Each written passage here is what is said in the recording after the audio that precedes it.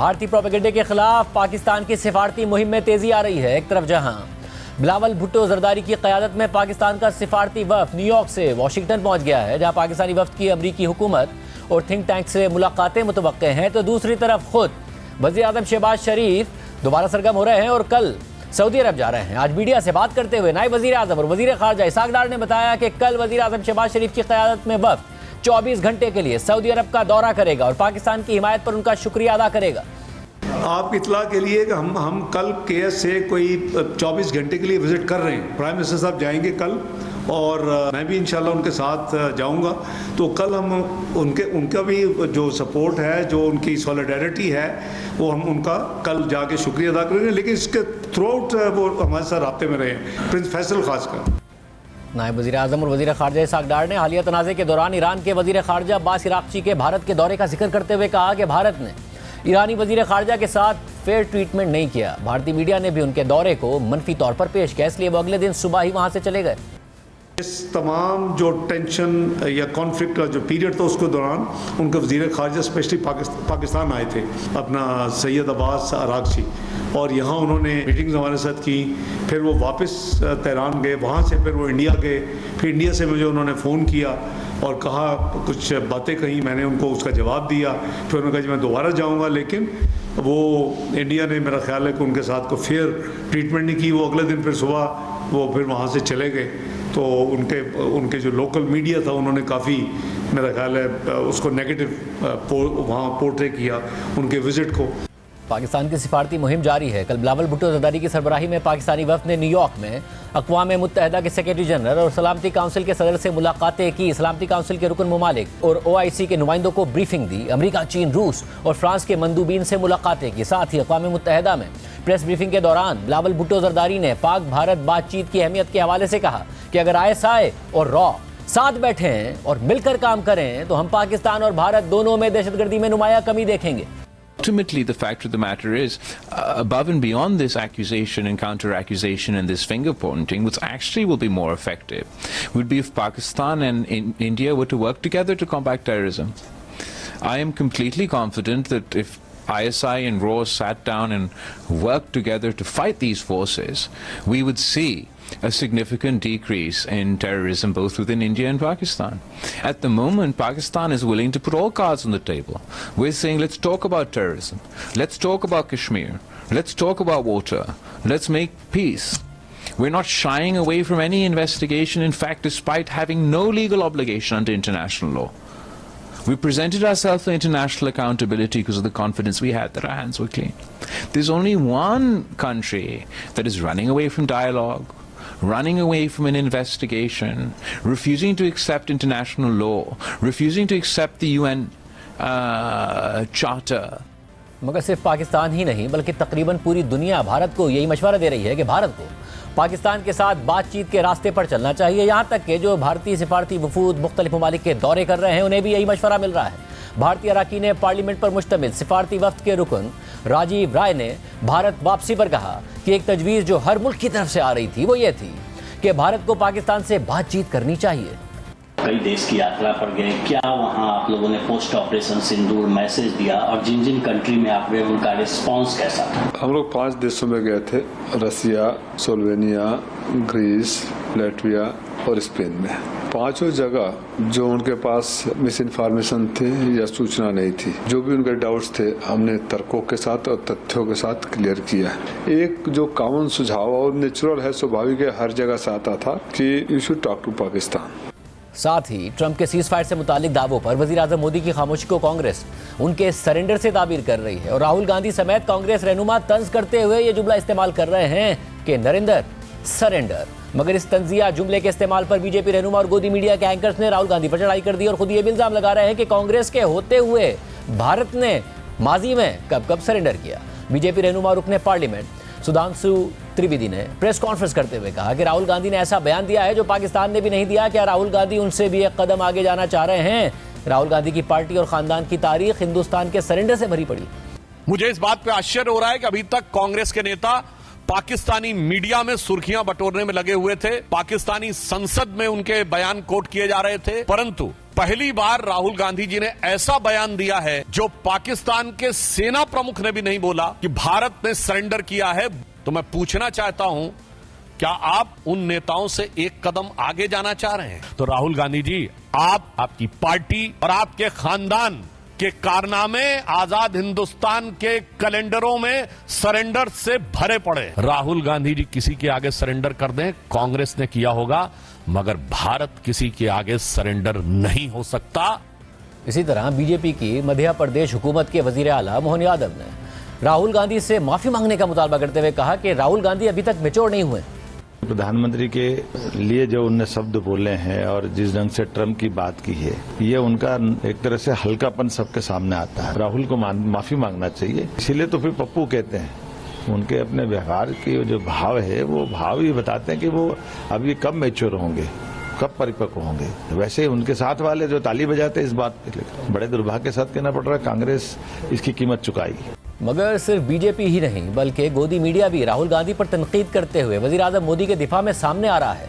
Opposition के parliament का खुसूसी इजलास बुलाने के मुतालबे पर मोदी खुद तो जवाब नहीं दे रहे हैं, मगर गोदी मीडिया कह रहा है कि पार्लियामेंट का इजलास नहीं बुलाना चाहिए क्योंकि इजलास बुलाया तो वजीर आजम मोदी से सवालात होंगे और सवाल पूछने का क्या फायदा। भगवंत मान हो या राहुल गांधी, ये ऐसे नेता हैं जो संवैधानिक पदों पर बैठे हैं लेकिन हर वक्त कॉमेडियन के रोल में रहते हैं, इसलिए इनके बयानों को कोई गंभीरता से नहीं लेता। विरोधी दलों के नेता संसद का विशेष सत्र क्यों बुलाना चाहते हैं, ये सबको पता है। उस संसद में हमारी सेना की शौर्य गाथा नहीं सुनेंगे, वो तो प्रधानमंत्री मोदी से सवाल पूछकर हीरो बनने की कोशिश करेंगे। वो कहेंगे मोदी ने ट्रंप के सामने सरेंडर कर दिया, वो कहेंगे मोदी की डिप्लोमेसी फेल हो गई, भारत पूरी दुनिया में आइसोलेट हो गया। वो सेना की तारीफ करेंगे और सेना को खुली छूट देने वाले को कायर कहेंगे। वो सेना का गुणगान करेंगे लेकिन सेना के हाथ मजबूत करने वाले प्रधानमंत्री का अपमान करेंगे। सवाल यह है, क्या ये सब करने से देश का फायदा होगा?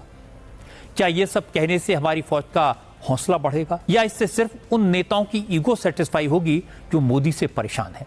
मगर बीजेपी और गोदी मीडिया की इस तनकीद के बाद कांग्रेस नरेंद्र सरेंडर का जुमला मजीद शिद्दत से इस्तेमाल कर रही है और इसमें मजीद डायलॉग्स भी शामिल कर रही है। कांग्रेस रहनुमा प्रमोद तिवारी ने तो यहाँ तक कह दिया कि राहुल गांधी का तीर सीधा निशाने पर लगा है, सारी दुनिया जानती है, और खुद ट्रंप 12 बार कह चुके हैं कि उन्होंने सरेंडर करवाया। राहुल गांधी का तीर सीधे निशाने पर लगा है। मैं कहता हूं कि अगर साहस है भारतीय जनता पार्टी में तो अपने नेता नरेंद्र मोदी से कहें कि झूठ बोल रहा है ट्रंप। ट्रंप ने नहीं कहा और इनको सबको लगा देता है, कुल बुलाने लगते हैं। अरे मैं सीधे कहना चाहता हूं, बात दो लोगों के बीच में है, ट्रंप और नरेंद्र मोदी जी हमारे प्रधानमंत्री। ट्रंप कहता है मैंने कहा, मैंने सरेंडर कराया, तो मोदी जी क्यों नहीं कहते कि नहीं सरेंडर हमने नहीं कराया, सरेंडर किसी ने हमसे नहीं कहा, हमारी सेना के हिसाब से जो आवश्यकता थी हमने की। ये कहने का साहस क्यों नहीं जुटा रहे हैं वो?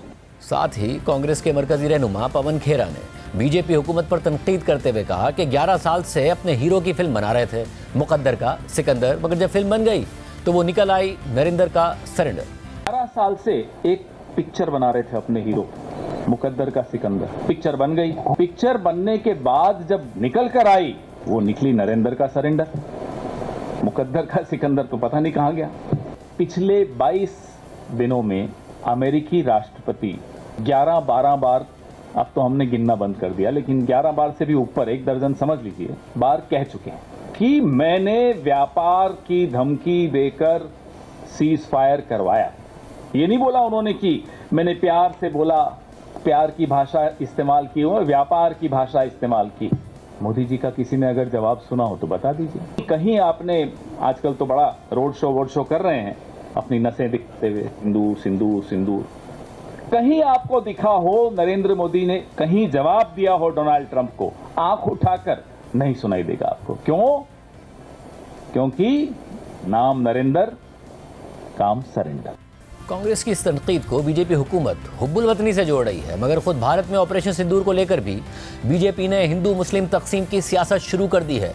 खुद बीजेपी ऑपरेशन सिंदूर को इस्तेमाल करके वजीर आजम मोदी की तशहीर कर रही है, वोट मांग रही है। और जब मगरबी बंगाल की वजीर आला ममता बनर्जी ने सिंदूर के लफ्ज़ के इस्तेमाल पर नरेंद्र मोदी पर तनकीद की और पहलगाम वाक़े पर सवाल उठाए, तो भारत के वजीर दाखिला अमित शाह ने कह दिया कि ममता बनर्जी ऑपरेशन सिंदूर पर तनकीद करके मुसलमान वोट बैंक को खुश करना चाह रही हैं। इस पर जवाब देते हुए ममता बनर्जी की पार्टी तृणमूल कांग्रेस की तर्जुमान ने कहा कि बीजेपी की पूरी सियासत डिवाइड एंड रूल की सियासत है और ये लोगों को तकसीम करने में लगे रहते हैं। The fact is, Mr. Amit Shah's politics is all about divide and rule. Divide divide divide, ये लोगों को बांटने में लगे रहते हैं और इससे देश घातक हो रहा है, देश कमजोर हो रहा है, देश मजबूत नहीं होगा अगर आप लोगों को बांटेंगे इस तरह से। He only wants to divide Hindus and Muslims, states which are BJP ruled and states that are not BJP ruled, center versus Bengal. Divisiveness is his politics, and this is the kind of divisive politics that is weakening India. Will Mr. Amit Shah tell us how did the terrorists infiltrate Pahalgam? Any other self-respecting home minister would have resigned by now. It is they who are politicizing Operation Sindoor. इसी तरह भारतीय सहाफ़ी रवीश कुमार ने BJP की इसी तकसीम और मुसलमान मुखालिफ सियासत पर बात करते हुए कहा कि मोदी हुकूमत खुद पर उठने वाले सवालात से तवज्जो हटाने के लिए इसी सियासत का सहारा ले रही है। ऐसा लग रहा है कि किसी भी तरह से भारत की जनता का ध्यान भटकाने के लिए मुस्लिम एंगल की तलाश हो रही है ताकि बहस में आग लगे और लोग तमाम सवालों को भूल जाएं। बकरीद आ रही है, उम्मीद बकरे से है कि वही कुछ बेड़ा पार लगाए। प्रधानमंत्री नरेंद्र मोदी, रक्षा मंत्री राजनाथ सिंह, गृह मंत्री अमित शाह, विदेश मंत्री एस जयशंकर, बोलने की जिम्मेदारी इनकी ही है। इन्होंने बोला ही नहीं, बोल भी नहीं रहे। रक्षा प्रमुख जनरल अनिल चौहान की स्वीकृति के बाद भी चारों ने चुप्पी साध ली है, जैसे इन चारों ने रक्षा प्रमुख जनरल अनिल चौहान की बात ही ना सुनी हो और जनरल ने जो कहा है वही समझें। समझकर भी पल्ला झाड़ लिया गया। क्या इसलिए अमित शाह खुद को मुस्लिम एंगल में व्यस्त रखना चाहते हैं? कौन इस देश में ऑपरेशन सिंदूर का विरोध कर रहा है, बताइए।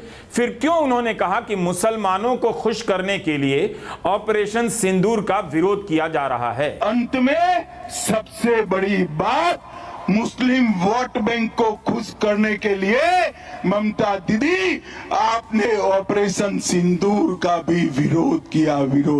आज संकल्प कर जाइए कि 2026 में ये ममता बनर्जी की सरकार को मूल समेत उखाड़ कर हम फेंक देंगे। भारत के कितने लड़ाकू विमान गिरे हैं, यह जानकारी क्यों छिपाई गई? क्या यह पूछना ऑपरेशन सिंदूर का विरोध करना है?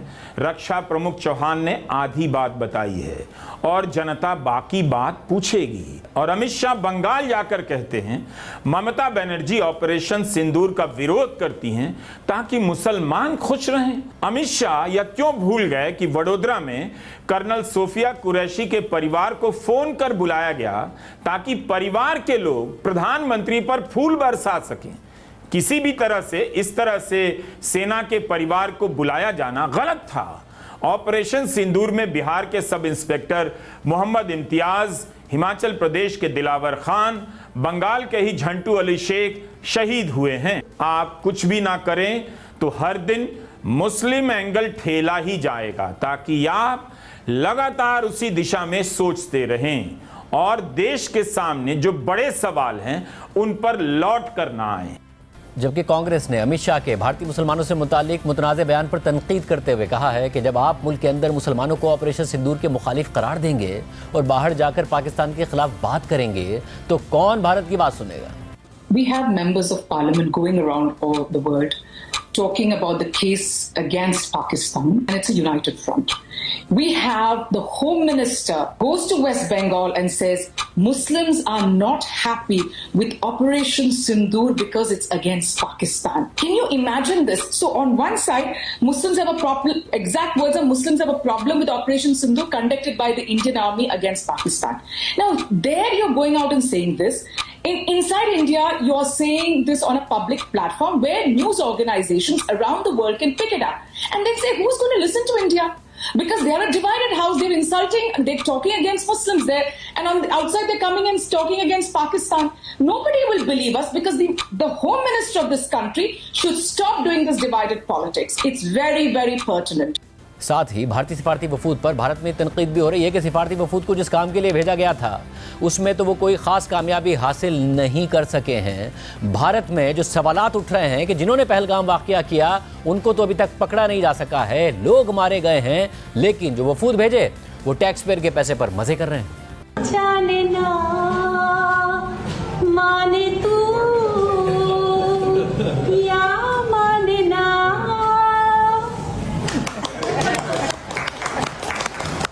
I have my own speed.